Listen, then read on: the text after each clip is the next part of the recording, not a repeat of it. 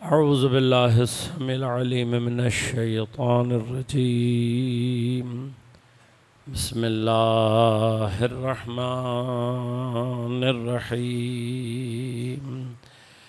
الحمد لله الذي هدانا لهذا وما كنا لنهتدي لولا أن هدانا الله لقد جاءت رسل ربنا بالحق. الصلاة والسلام على الرسول المسدد المصطفى الأمجد المحمود الأحمد أبي القاسم محمد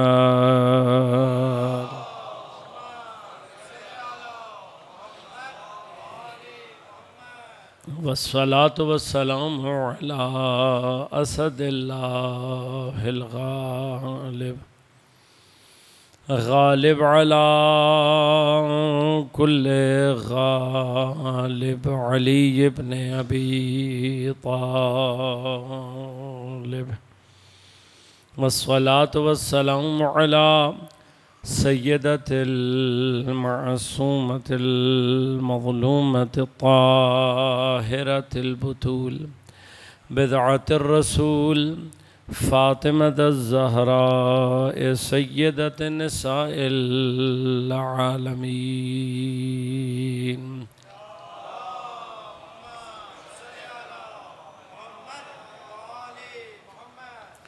والصلاة والسلام على الحسن المجتبى والحسين المظلوم وأهل بيته الطيبين الطاهرين المعصومين المظلومين المنتجبين المنتخبين، لا سيما بقية الله في الأراضين روحي وأرواح العالمين لتراب مقدمه الفدا، ولعنة الله على أعدائهم أجمعين. أما بعد، قال الله تعالى في كتابه الكريم: بسم الله الرحمن الرحيم. ولا تقولوا لمن يقتل في سبيل الله أموات بل أحياء ولكن لا تشعرون. صلوات.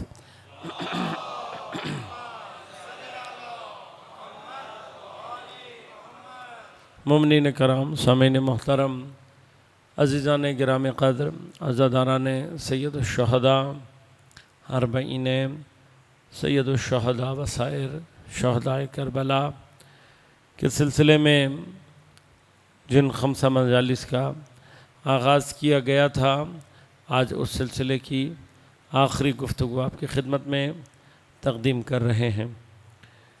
ہماری گفتگو شعور کے مختلف درجات اور مراحل کو بیان کرنے سے متعلق تھی، اور اس موضوع پر گفتگو کے لیے سورہ مبارکہ بقرہ کی 154 نمبر آیت کو سرنامہ کلام کے طور پر انتخاب کیا اور آپ کی خدمت میں تقدیم کیا۔ پروردگار عالم ارشاد فرما رہا ہے: وَلَا تَقُولُوا، مت کہو، لِمَن يُقْتَلُ فِي سَبِيلِ اللَّهِ، ان لوگوں کے لیے جو کہ اللہ کے راستے میں، اللہ کی سبیل میں قتل ہو گئے۔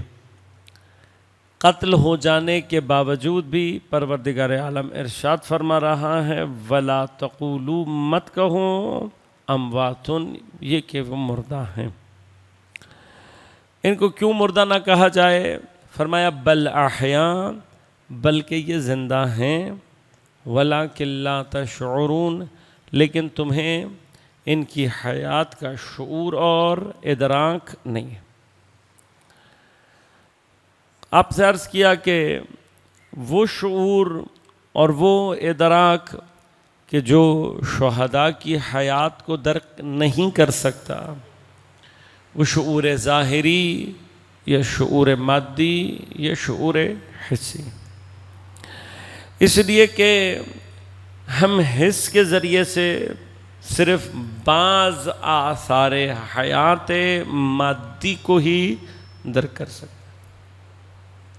اور یہ حیات مادی، حیات حیوانی یا بائیولوجیکل حیات، یہ اصل حیات کی سب سے ادنا ترین تجلی ہے. یہ سب سے ادنا ترین تجلی ہے. اس قدر ادنا ہے کہ اسے خدا نے حیات دنیا کہا ہے. اور دنیا، ایک معنی دنیا کا عالم دنیا ہے، لیکن دنیا کا اس کے علاوہ معنی یعنی خود دنیا کو بھی دنیا کیوں کہا جاتا ہے؟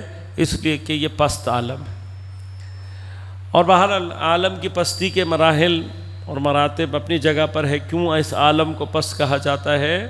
تو اس میں سے ایک مسئلہ یہ بھی ہے کہ یہ عالم مادہ، عالم ملک بہت سارے حقائق اور معارف کو ظہور دینے کی اپنے اندر صلاحیت ہی نہیں رکھتا. اصل ظاہر نہیں ہو سکتا. مثلا اگر کوئی کہے کہ کیا عالم مادہ کے اندر فرشتہ اپنی حقیقت نورانیہ کے ساتھ ظاہر ہو سکتا ہے؟ نہیں ہو سکتا. مادے کے اندر ظہور مادی فرشتے کی حقیقت نورانیہ کو تحمل ہی نہیں کر سکتا.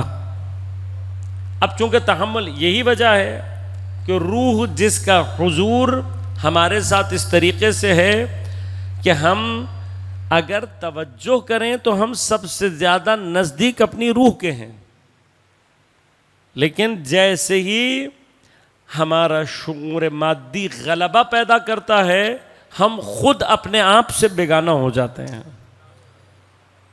یہ مصیبت ہے اس عالم کی. عالم روح کی حقیقت کو بھی اس عالم میں مادہ ظاہر نہیں کر سکتا. اب مرحلہ کیا ہے؟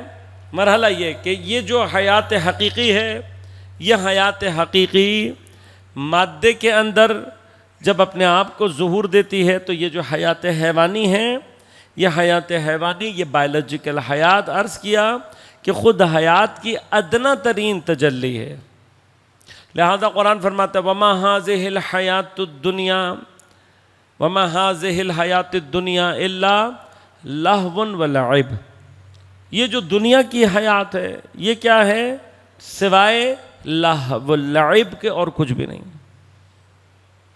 یعنی کیا؟ کس چیز کو حیات دنیا کہا جا رہا ہے؟ وہ جو کہ ہم حیات سمجھ رہے ہیں اپنے شعور مادی اور شعور ظاہری سے، جس کو ہم حیات سمجھ رہے ہیں. خدا کہہ رہا ہے اگر تم اسے حیات سمجھ بھی رہے ہو کہ بالآخر حیات کا کوئی نہ کوئی مرتبہ چاہے پسترین ہی کیوں نہ ہو بالآخر ہے، لیکن یہ اپنی پستی میں اس کی حیثیت، اس کو جو تم یہ سانس لینا، یہ حرکت کرنا، یہ بچے پیدا کرنا، اس کو جو تم نے اگر حیات سمجھ لیا ہے، یہ حیات کی سب سے پسترین کیفیت ہے کہ اگر تم اسی کو حیات سمجھ رہے ہو تو خدا فرماتا ہے ہمارے نزدیک کے سوائے لہو اور لعب کے علاوہ کچھ اور نہیں. اور لہو کسے کہتے ہیں؟ لہو کہتے ہیں بیہودہ کو، جس کا نہ کوئی ہدف ہو، نہ جس میں کوئی نظم ہو، نہ جس میں کوئی ربط ہو. لعب بنیادی طور پر بچوں کے کھیل کو کہتے ہیں. اب بچوں کا جو کھیل ہے، آپ غور کیجئے گا، بچوں کے کھیل میں اگر ہمیں کہیں کوئی نظم، کوئی ترتیب نظر آ بھی جائے تب بھی اس کا تمام اثر صرف خیالاتی ہوتا ہے، وہمی ہوتا ہے، اس سے آگے نہیں ہوتا. لہذا مثلا بچے اپنے گھر میں کھیلتے ہیں تو وہ مثلا آپ نے ان کو چھوٹے سے پلاسٹک کے چولہے برتن لا کے دیے ہوتے ہیں، کراکری سیٹ، تو بچہ مثلا چولہا رکھے گا، اس کے اوپر وہ چھوٹی سی دیگچی رکھے گا، پھر اپنے خیال میں اس میں پانی اور دودھ اور چینی اور پتی ڈالے گا، پھر اپنے ہی خیال میں اس کو پکائے گا. پکانے کے بعد نکال کر آپ کو چھوٹی سی پیالی میں دے گا. آپ بھی مثلا اس پیالی کو اپنے ہونٹوں سے لگا کر پی کے کہیں گے واہ بھائی واہ، کیا تم نے ماشاءاللہ زبردست چائے بنائی، اور بچہ اسی پر خوش بھی ہو جائے گا. اب سوال یہ ہے کہ بچے نے جو کچھ بھی انجام دیا، یہ وہم اور خیال سے باہر کیا حقیقت ہے اس کی؟ کیا ہے؟ صرف ایک وہم ہے، ایک خیال ہے، اس کے علاوہ اس کا کوئی اثر، اس کا کوئی معنی نہیں۔ خدا فرماتا ہے یہ جو تم دنیا کی حیات میں بعض اوقات کہیں نظم، کہیں ترتیب، کہیں اس طرح کی کوئی چیز اگر نظر بھی آتی ہے تمہیں اور تم پھر یہ سمجھتے ہو کہ یہ کچھ ہے، نہیں، یہ تمہارے وہم اور خیال، اس سے آگے کی کوئی چیز نہیں۔ اور اس کا کوئی اثر نہ ہونا، اس کی ایک بڑی دلیل یہ ہے کہ یہ حیات اور اس کے آثار جیسے ہی موت کا ابتدائی مرحلہ انسان پر طاری ہوتا ہے، سب کا سب ختم ہو جاتا ہے۔ لہذا حضرت امیر علیہ السلام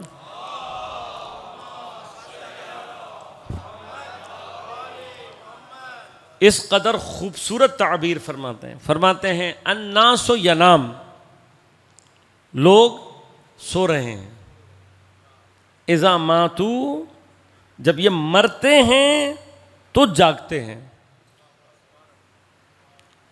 لوگ سو رہے ہیں، جب مرتے ہیں تو جاگتے ہیں۔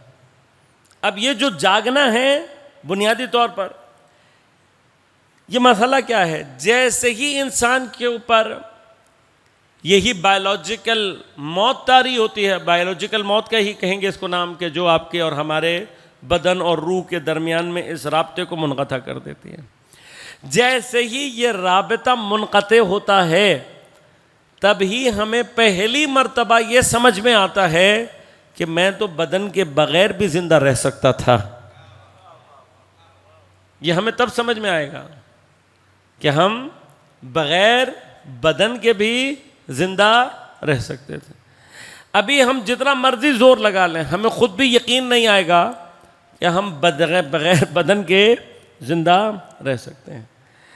اب جب ہمیں پہلی مرتبہ یہ سمجھ میں آئے گا کہ ہم تو بغیر بدن کے رہ بھی سکتے تھے، تو نتیجہ کیا نکلے گا؟ تب ہمیں پتہ لگے گا کہ حقائق اور معارف کی ایک بہت بڑی دنیا وہ تھی کہ جو میرا منتظر تھی صرف اس بات کی کہ میں اپنے آپ کو بدن سے منقطع کروں تو وہ مجھے سمجھ میں آئے۔ جب تک میں اپنے آپ کو بدن سے منقطع نہیں کروں گا، جب تک میں اپنے آپ کو مادے سے منقطع نہیں کروں گا، تب تک مجھے وہ معارف، وہ حقائق، اب یہ کون سا شعور ہے؟ یہ یقیناً یہ شعور مادی نہیں ہے۔ اس وجہ سے ہی غور کیجئے گا کہ موت کی اس منزل کو قرآن نے دو مقامات پر یقین سے تعبیر کیا۔ ایک سورہ مبارک حجر کی آخری دو آیات میں فَسَبِّحْ بِحَمْدِ رَبِّكَ وَكُن مِّنَ السَّاجِدِينَ، اے میرے حبیب آپ تسبیح پروردگار کو انجام دیں، وَكُن مِّنَ السَّاجِدِينَ سجدہ گزاروں میں سے ہو جائیں، فَاعْبُدْ رَبَّكَ بس اپنے پروردگار کی عبادت کریں، حَتَّى يَأْتِيَكَ الْيَقِينَ یہاں تک کہ یقین آپ کو آنا لے۔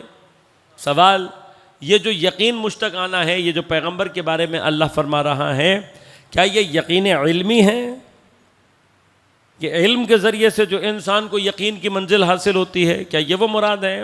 وہ نعوذ باللہ من ذالک، اس کا معنی کیا نکلے گا کہ خود پیغمبر یقین پر نہیں ہے؟ اور اگر پیغمبر یقین کی منزل پر نہیں ہوں گے تو ہمیں اور آپ کو کیسے یقین دلا سکتے ہیں؟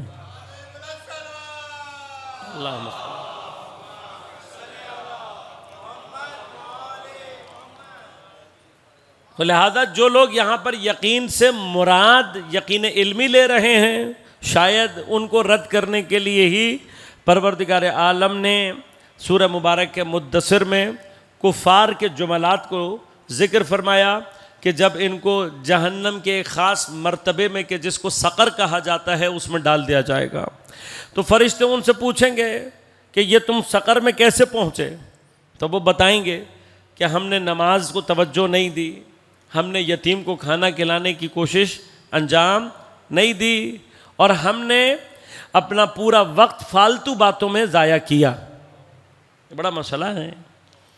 یعنی یہ جو ہم آج کل انٹرنیٹ گردی میں ملوث ہو چکے ہیں بری طرح سے، کئی گھنٹے فیس بک پر گزر جاتے ہیں، اور وہ کئی گھنٹے گزارنے کے بعد ذرا سا کچھ دن پریکٹس کریں اس کو، جتنی دیر بھی آپ نے یوٹیوب یا ٹک ٹاک اور یہ جو کچھ بھی بلائے ہیں، اس کو دیکھنے کے بعد جیسے ہی آپ فارغ ہوئے، آپ صرف 2 لائنیں لکھیں اس بات پر کہ میں نے اتنی دیر میں سیکھا کیا ہے. ہاں یہ عادت تھوڑی سی بنانے کی کوشش کریں. جتنی بھی دیر آپ نے دیکھ لیا, اب دیکھنے کے بعد ایک مرتبہ 2 لائنیں لکھنے کی کوشش کریں. ایسا نہیں ہے, یقیناً بہت ساری چیزیں ایسی آئی ہوں گی جو کریٹو ہو سکتی ہیں, پروڈکٹیو ہو سکتی ہیں, معلوماتی ہو سکتی ہیں, لیکن کیا ہوتا ہے جب ہم اپنے دماغ کو ڈسٹ بن بنا لیتے ہیں تو وہ جو کام کی چیز بھی تھی وہ بھی کچرے میں کچرا بن جاتی ہے. نتیجہ کیا نکلتا ہے کہ ہم اس خیال میں, خوش فہمی میں کہ ہاں مجھے کچھ کام کی چیزیں بھی نظر آ جائیں گی جو میں اس کو دیکھ رہا ہوتا ہوں, ایٹ دی اینڈ کیا ہوتا ہے اطراف کا کچرا اتنا زیادہ ہوتا ہے کہ آخر میں جو آپ نے کچھ کام کی 1-2 باتیں دیکھی بھی تھیں وہ بھی کچرے میں تبدیل ہو جاتی ہے, اور انسان کی شعور پر, ادراک پر, عقل پر, اس کے کسی بھی کردار کے اوپر اس کا کوئی اثر مرتب نہیں ہوتا. اب یہ 2 گھنٹے, 2.5 گھنٹے, 3 گھنٹے نیٹ گردی کرنے کے بعد آخر میں نتیجہ کیا ہے؟ 0. یہ کیا ہے؟ لہو و لعب. نخوض مع الخائضین قرآن کی تعبیر ہے. ہم نے کیا کیا؟ ٹائم ضائع کرنے والوں کے ساتھ اپنا ٹائم برباد کیا. اب جو یہ سوشل کمیونٹیز ڈیولپ ہو رہی ہیں یہ ایگزیکٹلی بہترین مصداق ہے. ہاں پہلے تو ہمیں گپے لگانے کے لیے بھی بندہ ڈھونڈنا پڑتا تھا. نوجوانوں کو مثلا گھر سے باہر نکلو, اپنے جیسے 2-4 فالتو جمع کرو, پھر کسی تھڑے پہ بیٹھ کر ہاں مثلا فالتو باتیں کرو. یہ بڑی محنت مشقت کا کام تھا. اب جو سوشل کمیونٹی ڈیولپ ہو رہی ہے, سارے جتنے بھی فضول کام کرنے والے ہیں وہ ایک ہی جگہ میں جمع ہو جاتے ہیں, اور سوشل کنیکٹیوٹی کی طرف سے سارے کے سارے اس کام میں مصروف ہو جاتے ہیں. اور میں واقعاً یہ جو لفظ خوض استعمال کیا ہے, میں نے جب اس پہ تھوڑا سا غور کیا تو میں نے واقعاً تعجب کیا کہ کس قدر خدا کی یہ تعبیر مثلاً واقعاً تعجب انگیز ہے. یہ جو خوض کا لفظ ہے یہ عام طور پر آپ نے دیکھا ہوگا اردو میں کامنلی استعمال نہیں ہوتا. اس کا استعمال صرف اور صرف, میں تقریباً میرے علم میں نہیں ہے, اگر ہم آپ ارتضیٰ بھائی بتائیں گے کہیں اور استعمال ہوتا ہو تو, ورنہ عام طور پر اردو میں خوض کا جو لفظ ہے وہ صرف ایک ہی ترکیب میں استعمال ہوتا ہے, غور کے ساتھ. غور و خوض. ہاں جب تک غور کے ساتھ نہ لگاؤ تو خوض کا مطلب بھی سمجھ میں نہیں آتا. لیکن ٹیکنیکلی خوض کا تعلق غور سے یہ ہے کہ جب انسان کسی چیز میں غور زیادہ کرتا ہے. ہاں اب غور کا مطلب یقیناً آپ کو معلوم ہوگا پوری توجہ کے ساتھ کسی کو دیکھنا. اس غور کے نتیجے میں جو کیفیت انسان کے اوپر طاری ہوتی ہے اسے خوض کہتے ہیں. یعنی کیا؟ اپنے اطراف سے بے پرواہ ہو جانا, اطراف سے بالکل کٹ جانا, منقطع ہونا. اللہ نے لفظ ہے کیونکہ غور کا تعلق عام طور پہ فکر سے ہے, تدبر اور تفکر سے ہے, تو یہاں غور کا لفظ نہیں استعمال ہوا, صرف خوض کا لفظ استعمال ہوا. خوض نخوض مع الخائضین, ہاں بے پرواہ ڈوبے ہوئے لوگوں کے ساتھ ہم بھی ڈوبے ہوئے تھے. شاید قدیم الایام میں یہ تعبیر اس قدر واضح ہو کر سامنے نہیں آئی تھی جتنی آج آئی ہوئی ہے. یعنی عام طور پر بھی آپ گھروں میں حالات یہ دیکھیں کہ لوگ کہیں ملنے بھی جاتے ہیں, السلام علیکم, وعلیکم السلام, اور جیسے ہی مطلب بیٹھے صوفوں پہ سب نے اپنے اپنے موبائل نکالے اور سب ہاں خوض میں ڈوب گئے. ملنے آئے ہیں ایک دوسرے سے, بات کرنے آئے ایک دوسرے سے, لیکن گم کہاں ہیں؟ اپنی دنیا میں. یہ جو اس کیفیت کا اظہار اب موجودہ دنیا میں ہو رہا ہے شاید تاریخ میں ایسا کبھی نہیں ہوا. اور ان تمام افراد یہ کہتے ہیں کہ ہم اسی طرح سے ڈوبے ہوئے تھے حتی یاتین الیقین, یہاں تک کہ یقین نے ہمیں دبوچ لیا. اب یہ وہ دوسرا مقام ہے, لازمات کفار یہ ساری حرکتیں کرنے کے بعد یقین علمی کی منزل پر نہیں پہنچے ہیں. حتی یاتین الیقین یعنی کیا کہ ہم اسی گمراہی میں ڈوبے ہوئے تھے یہاں تک کہ موت نے ہمیں آ لیا. اب جب موت آتی ہے, موت کو یقین سے کیوں تعبیر کیا ہے؟ جیسے ہی موت طاری ہوگی یہ سارے حجابات مادی ختم ہو جائیں گے. اب جیسے ہی انسان کے حجاب مادی ختم ہوں گے تو پھر اس کو ہر چیز بہترین طریقے سے دکھائی دینے لگے گی. لہٰذا قیامت کے دن پروردگار عالم ایک تعبیر استعمال کرتا ہے سورہ مبارکہ صاد میں. فرمایا کہ اس دن الیوم بصرک الحدید, کہ تمہارا دیکھنا حدید، حدید عام طور پہ ہم لوہے کو کہتے ہیں عربی میں، لیکن حدید اصل میں شارپنس کو کہتے ہیں، چونکہ قدیم الایام میں سب سے زیادہ جو شارپ آئٹم تھا وہ لوہا ہی سمجھا جاتا تھا، چاقو، چھری، تلوار، ان تمام چیزوں کی نسبت، لہٰذا کہیں پر اگر شارپنس کو بھی بیان کیا جاتا تھا تو اس کو لوہے سے تشبیہ دی جاتی تھی۔ یہاں پر یہ جو خدا کہہ رہا ہے کہ قیامت کے دن تمہاری بصر، تمہاری دید شارپ ہو جائے گی۔ کیوں شارپ ہو جائے گی؟ شارپ سے یہاں پہ کیا مراد ہے؟ یعنی جب وہ تمام حجابات مادی ہٹ جائیں گے تو تمہیں ہر چیز بہت واضح اور بہت صاف دکھائی دے رہی ہوگی۔ اب انسان اپنی ان تمام چیزوں کی وجہ سے ڈوبا ہوا ہوتا ہے اس ساری کیفیت میں۔ یہ کون سا مرحلہ ہے کہ جہاں وہ مادی شعور کے ساتھ جڑا ہوا ہے، جب تک ظاہر میں ہے، جب تک حس سے، جب تک خواہشات اور لذات سے جڑا ہوا ہے۔ لہٰذا یہی وہ مقام ہے کہ جو انسان کو حیرت اور گمراہی کی ضلالت میں ڈبو دیتا ہے۔ ہاں، نخوض کا معنی بھی کیا ہے؟ ڈوب جانا، لہو و لعب کی کیفیت میں ڈوب جانا۔ اب مجھے نہیں معلوم، لیکن آج جو آپ نے زیارت اربعین پڑھی ہے، اس زیارت اربعین کے الفاظ کے اندر ایک مقام ہے کہ جہاں پر معصوم نے فرمایا کہ سلام کرتے ہوئے یہ کہو کہ اے میرے مولا، آپ نے بذل مہجتک فی کا، پروردگار تیری راہ میں امام حسین نے اپنا خون عطا کیا، خون دیا، قربانی دی۔ کیوں؟ لیستنقذ عبادک من حیرت الضلالہ والجہالہ، کہ اے میرے مولا، آپ نے خون کی قربانی اللہ کے حضور اس لیے دی ہے تاکہ آپ اللہ کے بندوں کو اس ڈوبنے سے نجات دے سکیں۔ یہ جہالت اور حیرت کے گمراہی میں جو ڈوبے ہوئے ہیں، آپ نے قربانی دی ہی اسی لیے ہے تاکہ آپ ان کو نجات دلا سکیں۔ لہذا یاد رکھیے گا، اس شعور مادی کے جو سنگین ترین حجاب ہے ہمارے شعور اور ادراک کے اوپر، اس کو جو چیز سب سے زیادہ شدت کے ساتھ توڑ سکتی ہے وہ عزاداری سید الشہداء ہے، وہ اپنے آپ کو سید الشہداء سے منسلک کرنا۔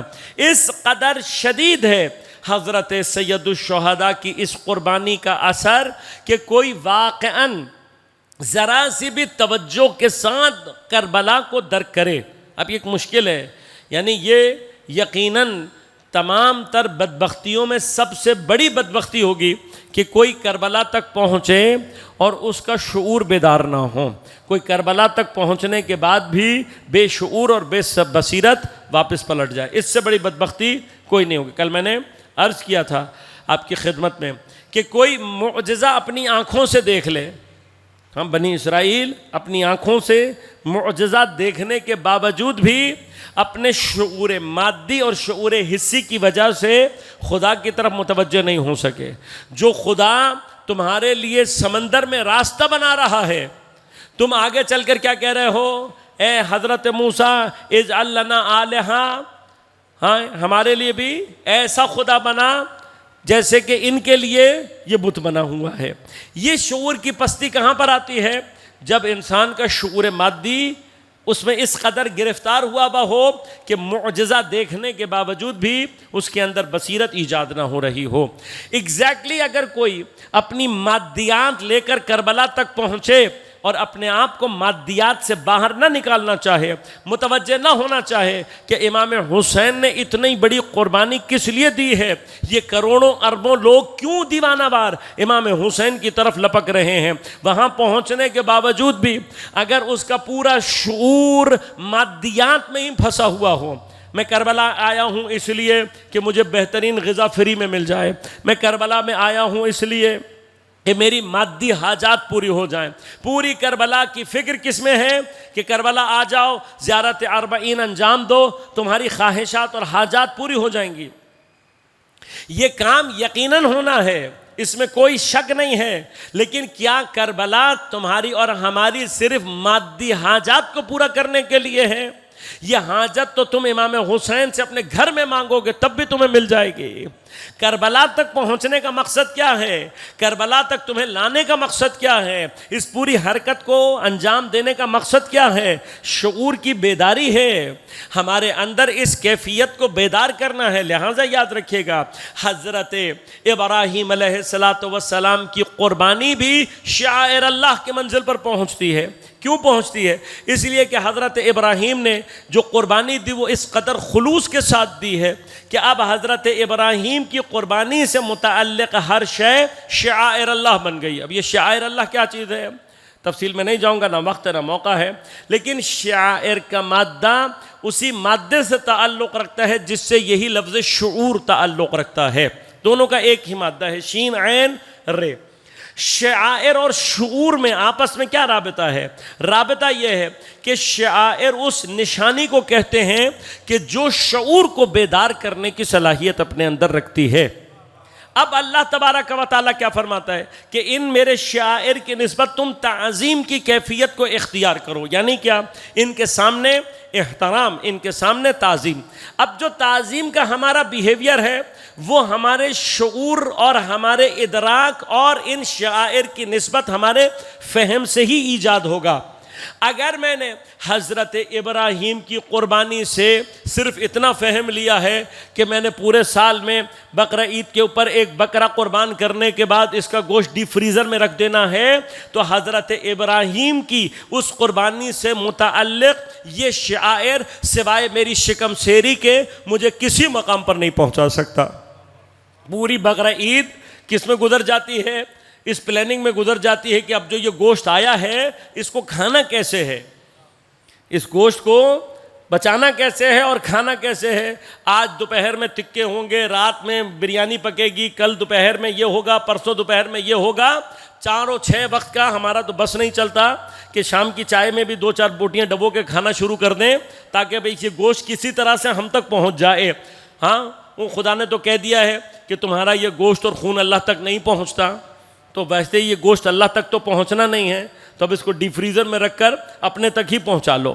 ہاں، اور جب یہ حرکت کرتے ہو تو وہ جو خلوص نامی ایک چیز تھی وہ بھی باقی نہیں رہتی، نہ گوشت اللہ تک پہنچتا ہے نہ خلوص نام کی کوئی چیز پہنچتی ہے اللہ تک۔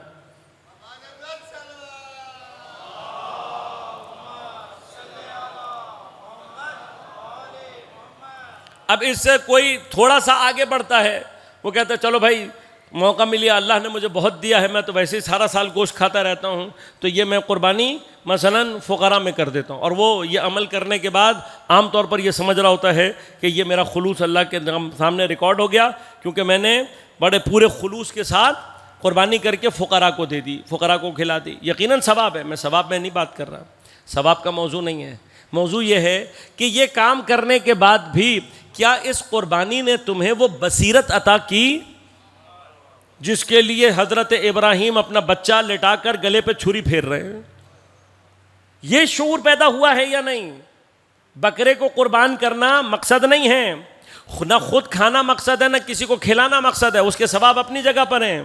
بحث ثواب کی نہیں ہو رہی، بحث یہ ہو رہی ہے کہ شعائر کا کام ہی شعور پیدا کرنا ہے، فہم ایجاد کرنا ہے۔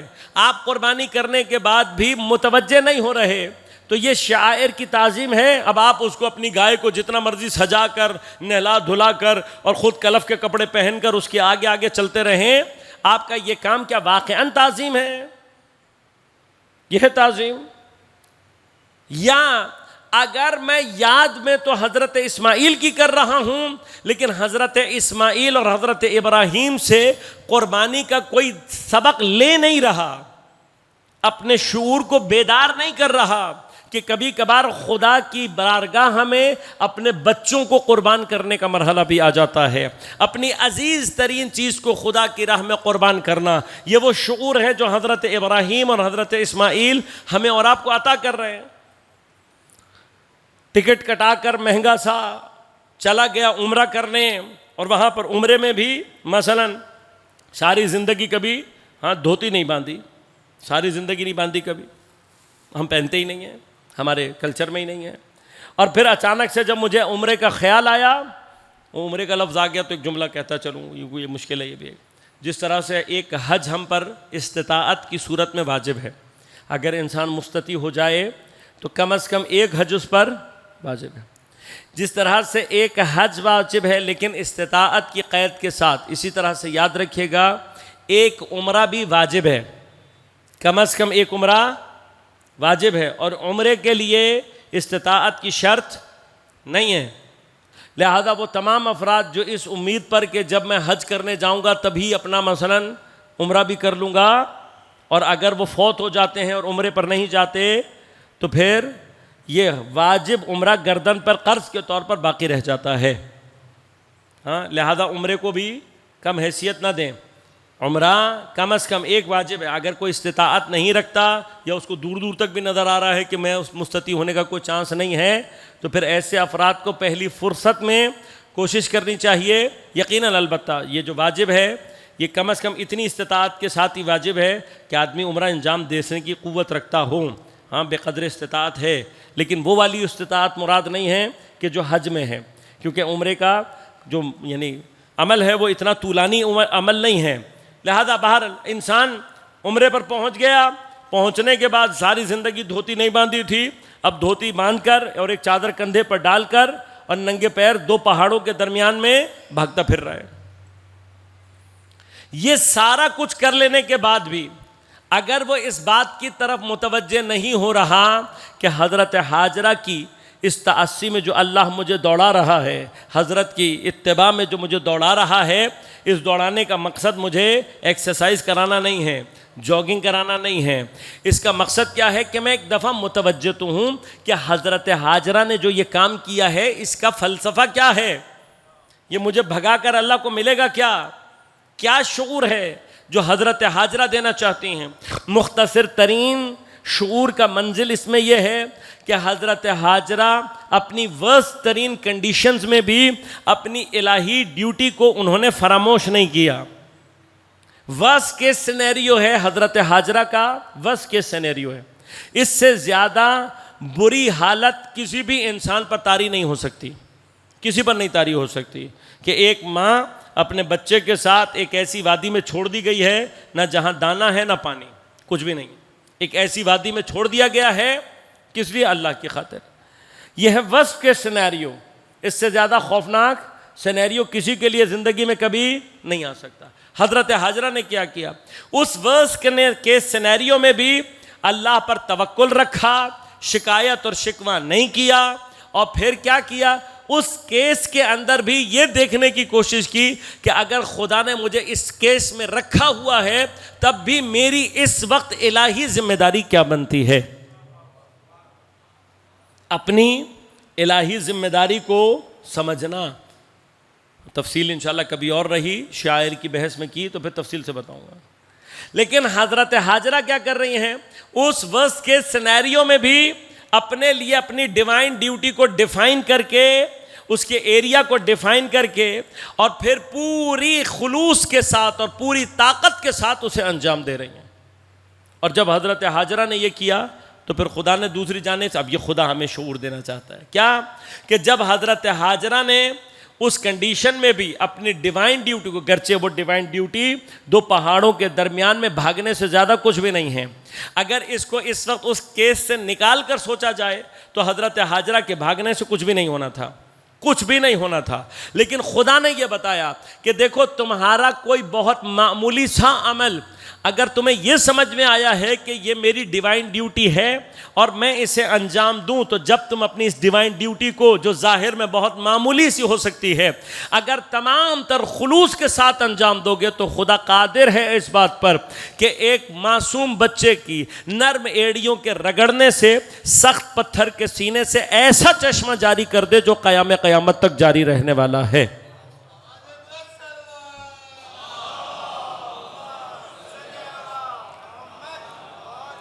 یہ تاثیر ہے، یہ تاثیر ہے. کب ہے؟ کہ جب ہم اپنی ڈیوائن ڈیوٹی کو، آپ غور کیجئے گا، خود یہ جو اربعین کا کلچر ہے، یہ جو اربعین کا فرہنگ ہے، یہ جو اربعین معاشرہ سازی کر رہا ہے، اس معاشرہ سازی کی بنیاد یہ ہے، اصل یہی ہے کہ یہ جو موجودہ اربعین ایک کلچر ڈیولپ کر رہا ہے، یہ کلچر ہمیں اور آپ کو کیا سمجھا رہا ہے کہ وہاں جا کر لوگوں سے مت پوچھو کہ مجھے کیا کرنا ہے، پوچھو نہیں کسی سے، بلکہ وہاں پر اپنے لیے تلاش کرو کہ میں اس سینیریو میں اپنے لیے کون سا کام سلیکٹ کر رہا ہوں، اور جو کام اپنے لیے سلیکٹ کر رہے ہو اسے اپنے تمام تر خلوص کے ساتھ بیسٹ پرفارمنس کے ساتھ ادا کرنا شروع کر دو۔ اور پھر لازم آتا ہے، خلوص کی منزل یہ ہے کہ وہاں کوئی نام و نمود نہ ہو، صرف اور صرف امام حسین سے اور خدا سے اپنے تعلق کو انجام دینے کے لیے گمنامی کی کیفیت میں۔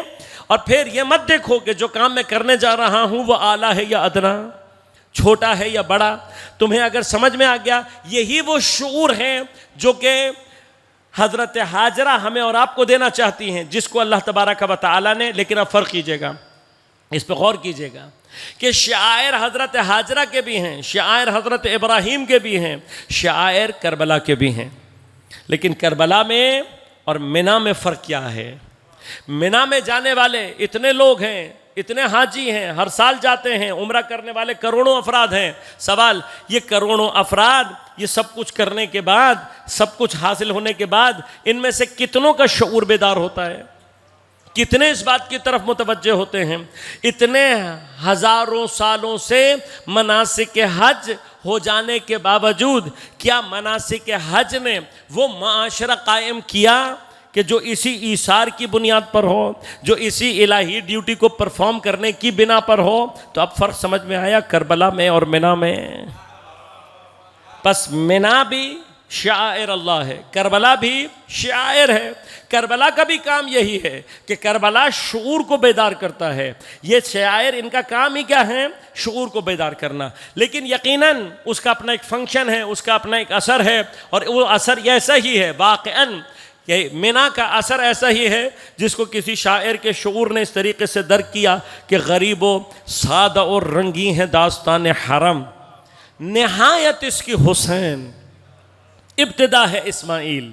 یعنی کیا؟ اس معاشرے کی ابتدا یہیں سے شروع ہونی ہے، لیکن اس مرحلے کا نہائی مقام کربلا ہے۔ لہٰذا کربلا کے شعائر اور منی کے شعائر کا فرق سمجھانے کے لیے فرمایا گیا کہ یہ منی کے شعائر یا مناسک حج یہ تم پر واجب ہیں، اور واجب کا اپنے ایک مقصد اور ہدف ہے، لیکن ادھر کربلا کو رکھا گیا مستحب، کربلا کی زیارت کو رکھا گیا مستحب، اس کو قرار دیا گیا واجب۔ واجب یعنی کیا؟ اللہ تعالی ہمارا اور آپ کا ہاتھ زبردستی پکڑا کر، ہمیں اور آپ کو منی میں دوڑا کر، قربانی دلوا کر یہ کام زبردستی کروا رہا ہے۔ حجت تمام ہو جائے گی، ہم قیامت کے دن نہیں کہہ سکتے اللہ تعالیٰ کو کہ ہمارے سامنے تو کوئی ایسی علامت ہی نہیں تھی جو ہمارے شعور کو بیدار کرے۔ لیکن اس میں کتنی سکت ہے شعور کو بیدار کرنے کے لیے؟ فرمایا اتنی سکت ہے، ایک حج کرو گے ایک حج کا ثواب، ایک عمرہ کرو گے ایک عمرے کا ثواب۔ لیکن حسین کی زیارت کو میں نے واجب قرار نہیں دیا، کیوں؟ اس لیے کہ حسین کی طرف جانے والے ہمیں وہ نہیں چاہیے جنہیں زبردستی لے کر جایا جائے۔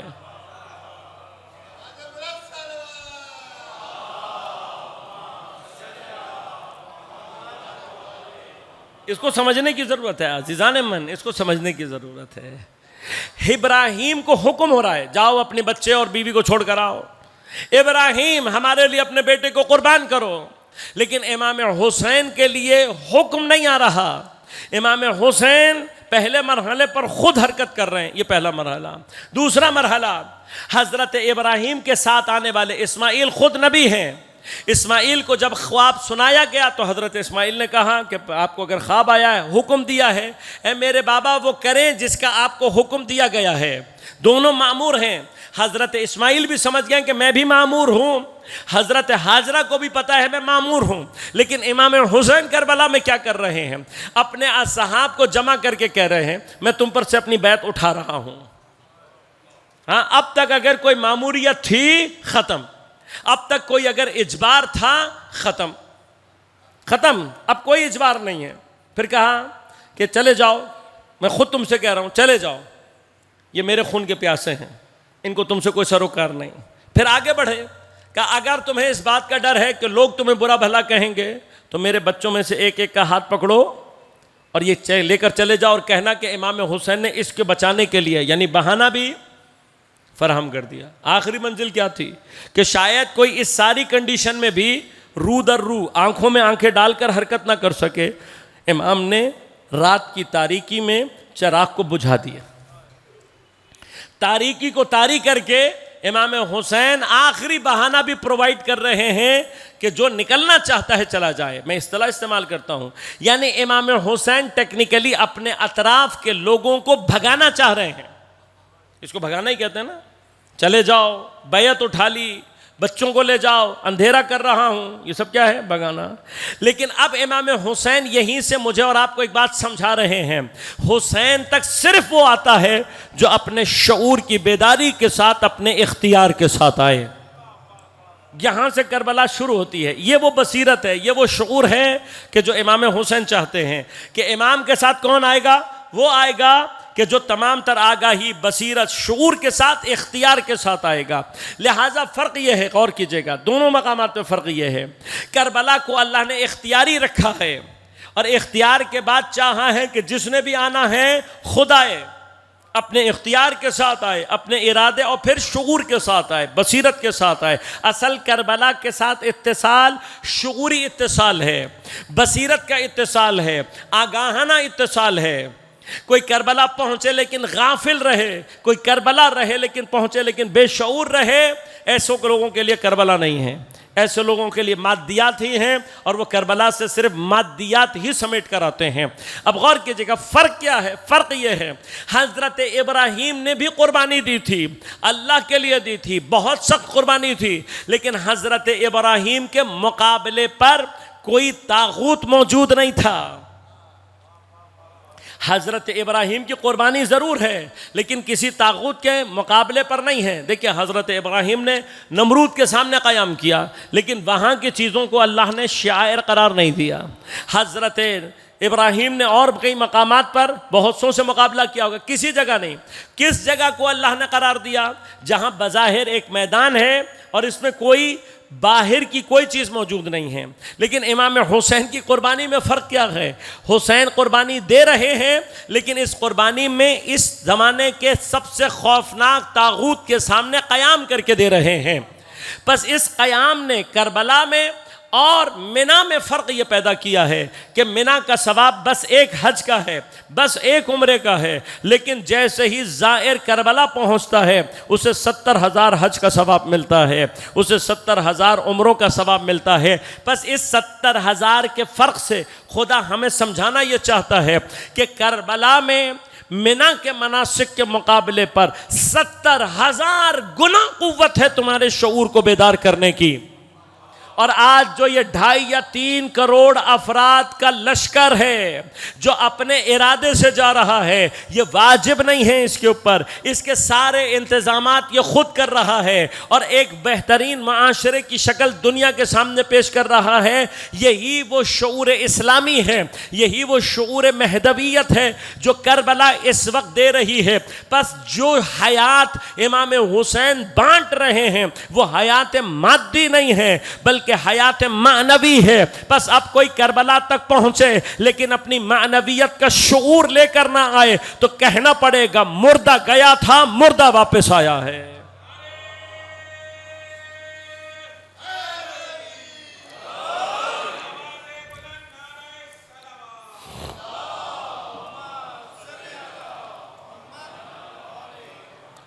امام حسین کا کام ہے شعور کو بیدار کرنا، امام حسین کا اثر ہے.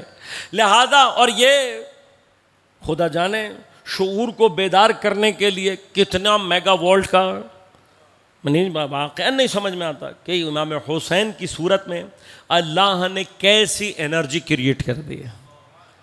فرمایا جانا بھی ضروری نہیں ہے، تم نہیں جا سکے کوئی مسئلہ نہیں، اپنے رخ کو سید الشہداء کی طرف کرو گے، اپنے خلوص قلب کے ساتھ صرف پکار کر کہو گے السلام علیک یا ابا عبداللہ. جس مرحلے میں تمہارا قلب سید الشہداء سے جڑ گیا سمجھ لو کہ تم نے اتصال پیدا کر لیا.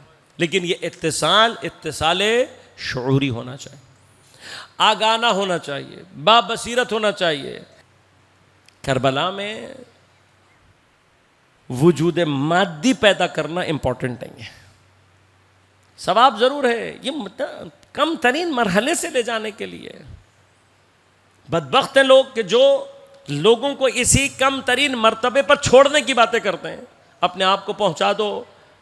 اگر تم نے پوری رات مثلاً عاشور کا دن یا شب عاشور تم نے بیتوتہ کر لیا تو تمہیں خدا امام حسین اور اصحاب کے خون کے ساتھ آغشتہ بیدار کرے گا. کب کرے گا؟ کوئی شرط نہیں ہے, کوئی قید نہیں ہے. اگر ایسا ہوتا تو حضور دشمنان اہل بیت نے بھی اس سرزمین پر پیدا کیا. اس اعتبار سے سب سے قریب شمر ہی ہے امام حسین سے. کوئی معیار ہے؟ کوئی کربلا میں اس حد تک امام حسین کے یعنی شب عاشور کربلا کی سرزمین پر ہو, روز عاشور کربلا کی سرزمین پر ہو اور صرف رہ کر واپس آ جائے, کون سی عقل کہتی ہے؟ یہ حضور تو ہم نے دیکھا کہ کربلا میں اگر کسی نے پیدا کیا تو وہ امام حسین کے ساتھ کھڑا نہیں رہ سکا. امام حسین سمجھا رہے ہیں. عبداللہ ابن حر جعفئی امام خود چل کر جا رہے ہیں اس کے پاس اور جا کر کہہ رہے ہیں کہ آؤ میں تمہیں دعوت دے رہا ہوں. وہ کیا کہتا ہے؟ میرا گھوڑا لے جائے, میری تلوار لے جائے, مجھ سے پیسے لے جائے. امام حسین نے سب کچھ منہ پہ مار کے کہا ہمیں تم چاہیے, خود آ سکتے ہو آؤ. یعنی چیزیں نہیں چاہیے. افراد ہیں کہ جو عصر عاشور امام کے خیمے میں کھڑے رہے, عصر عاشور تک. جب انہوں نے دیکھا کہ امام تنہا رہ گئے, کہنے لگے کہ مولا ہم تو اس شرط پر آپ کے ساتھ آئے تھے کہ آپ یا مثلاً کامیاب ہوں گے یا مثلاً ان کے ساتھ کوئی ڈائلاگ کر کے آپ کا معاملہ حل ہو جائے گا. لیکن اب تو آپ بھی شہید ہونے والے ہیں. چھوڑ کر چلے گئے امام کو.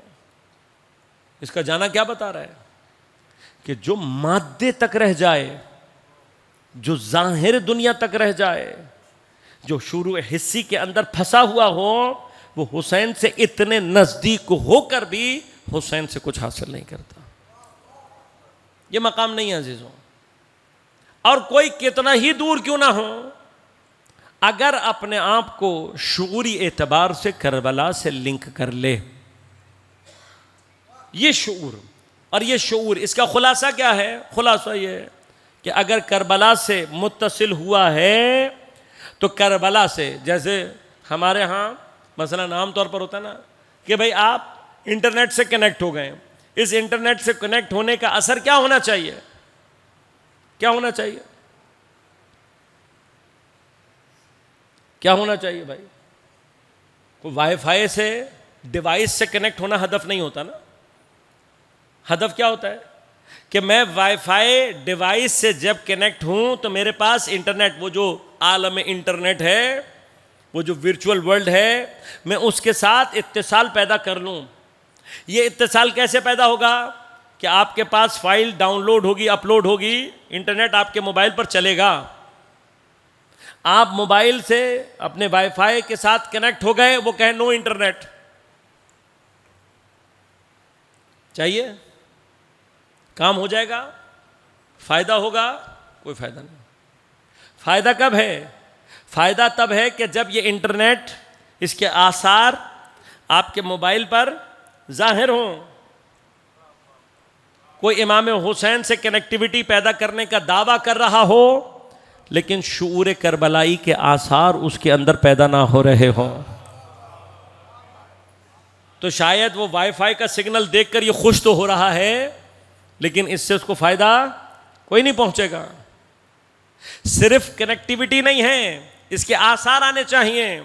امام حسین کا نام لے لینا کافی نہیں ہے, اپنے آپ کو عزادار کہہ دینا کافی نہیں ہے. اللہ صلی اللہ علی محمد. ہاں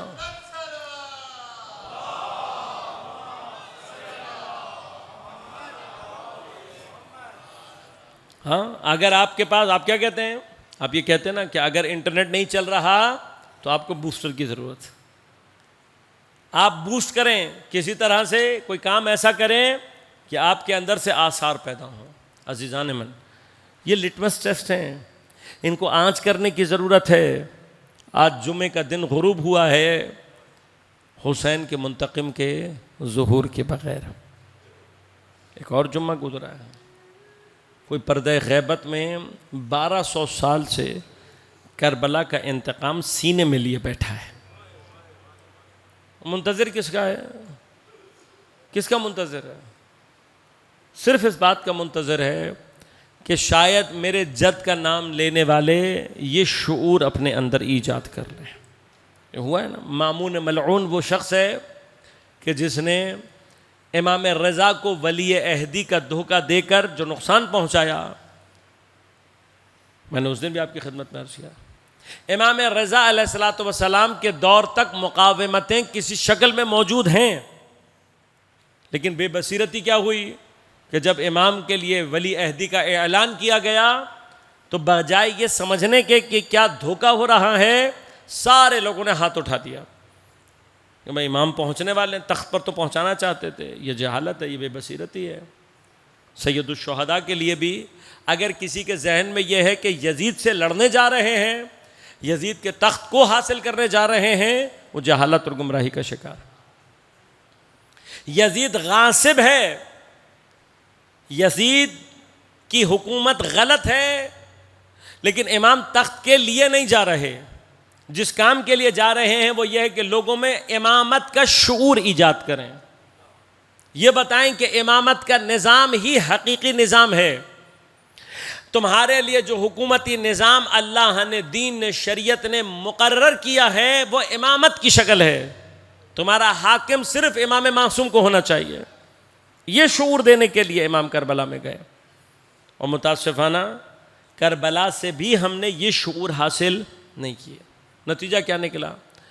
بات کے ائمہ نے جتنی مرضی کوشش کی، البتہ مقاومت ایجاد ہوئی. کربلا کا کم ترین اثر یہ ضرور ہوا کہ مقاومتیں ایجاد ہوئی ہیں، لیکن امام رضا کے دور تک آ کر یہ بات سمجھ میں آ گئی کہ اس مقاومت میں بھی جو بے شعوری تھی وہ یہ تھی کہ طاغوت کو سمجھ رہے ہیں لیکن امام کا حق متوجہ نہیں ہو رہا ہے کہ امام کا حق کیا ہے. میرے مولا نے بڑی قربانیاں دی ہیں اس شعور کو بیدار کرنے کے لیے. اور آخری قربانی، کیونکہ 40 نوعاً الوداعی پرصداری ہے. نوعاً یقیناً ایام عزا کو ہم 8 ربیع الاول تک لے کر جاتے ہیں، لیکن کربلا سے متعلق جو الوداعی مراحل ہیں وہ 40 کے ساتھ. آج کی شب کا یہ پرسہ سید الشہداء کی آخری قربانی جناب حضرت سکینہ سلام اللہ علیہا کے مصائب کے ساتھ، خود زمانے کے امام کو ان کی جدہ کا پرسہ، امام حسین کو حسین کی سکینہ کا پرسہ، جس کے لیے حضرت فرماتے ہیں جس گھر میں ام رباب اور سکینہ نہ ہو وہ گھر حسین کو اچھا نہیں لگتا. جس قدر سکینہ امام حسین کے قلب کے سکون کا باعث ہے، اس قدر ہی شام غریباں سے لے کر شام کے زندان تک ظالموں کے ظلم کا نشانہ بنی رہی. واقعاً جناب حضرت سکینہ سلام اللہ علیہا اور آپ پر گزرنے والے مصائب ماورائے عقل کیفیت ہیں. عقل انسانی واقعاً ان باتوں کو درک نہیں کر پاتی کہ کیسے ایک 4 سال کی بچی اتنی مصیبتیں برداشت کر سکتی ہے. ماورائے عقل ہے، نہیں سمجھ میں آتا. آج سید الشہداء کو الوداعی پرسہ، حسین کی آخری قربانی، جس کو سب سے زیادہ رہائی کا شوق تھا وہی شام کے زندان میں قید رہ گئے. لیکن واقعاً حضرت سکینہ اور آپ پر پڑھنے والے مصائب ماورائے عقل ہیں. ایک 4 سالہ بچی جس کے لیے تاریخ یہ لکھتی ہے کہ شہزادی کے رخساروں کی رنگت کربلا سے لے کر شام تک مسلسل تبدیل ہوتی رہی ہے. وہ شہزادی جس کے لیے تاریخ یہ الفاظ لکھ رہی ہے، اتنے تازیانے پڑے ہیں کہ بی بی کا کرتا جسم کے ساتھ چپک گیا تھا،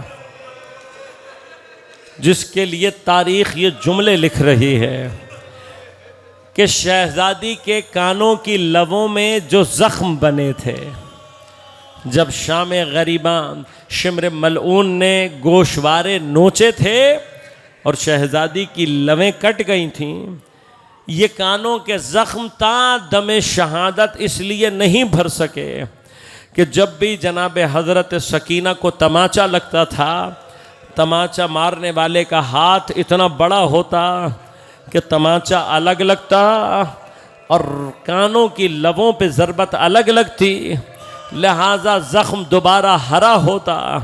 شہزادی شہادت کے مرحلے تک پہنچ گئی لیکن کانوں سے خون رسنا بند نہیں ہوا۔ نہیں تصور کر سکتا جب تاریخ یہ جملے لکھتی ہے کہ حضرت کے ہاتھوں میں جو کلائیوں میں جو رسیاں بندھی تھیں وہ حضرت کی کلائیوں میں کھپ گئی تھیں، وہ پھندا جو شہزادی کے گلے میں ڈالا گیا تھا وہ پھندا حضرت کی گردن میں پیوست ہو گیا تھا۔ شہزادی دنیا کی قید سے تو آزاد ہو گئی لیکن رسیوں اور زندان کی قید سے آزاد نہ ہو سکی۔ بس اس تمام کیفیت کے ساتھ شہزادی پہنچی ہے کربلا سے ہو کر شام کے زندان تک، لیکن شام کے زندان میں بھی شہزادی کو چین نہیں آتا، سو نہیں پاتی، کبھی تازیانوں کے زخم دکھتے ہیں، کبھی رخساروں میں تکلیف ہوتی ہے، کبھی کان دکھتے ہیں، تو سو نہیں پاتی ہے شہزادی۔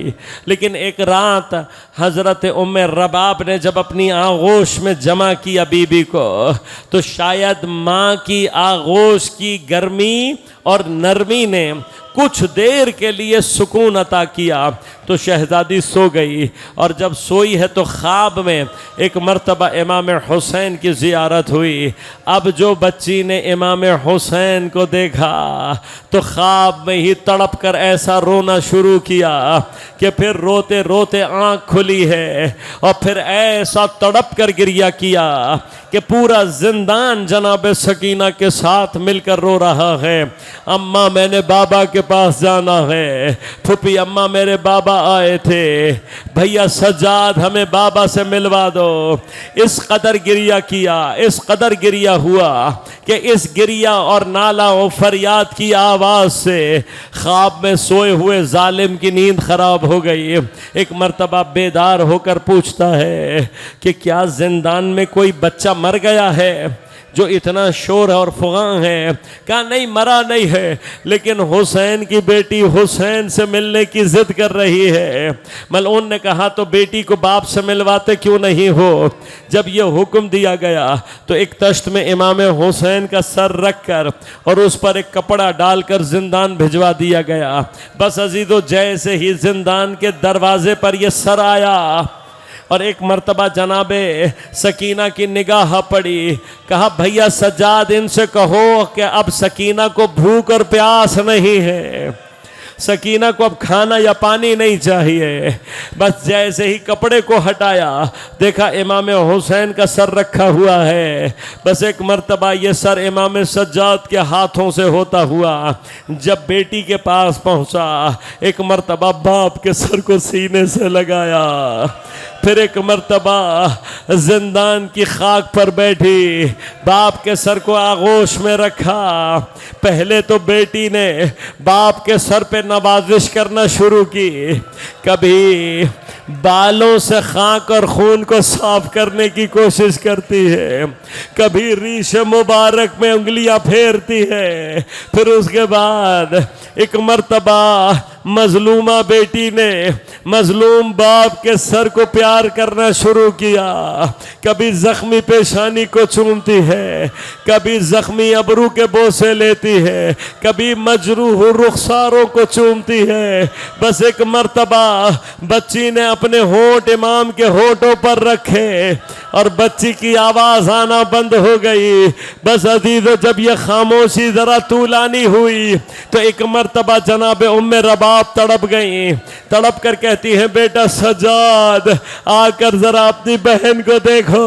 امام اپنی ہتھکڑیاں سنبھالے، بہن کے پاس آ کر خاک پر بیٹھے۔ اب جو بہن کا شانہ ہلایا، بہن آغوش میں ڈھلک گئی، حضرت نے نفس پر ہاتھ رکھا، امام صبر کی آنکھوں سے اشک جاری ہوئے، رو کر کہتے ہیں انا للہ و انا الیہ راجعون۔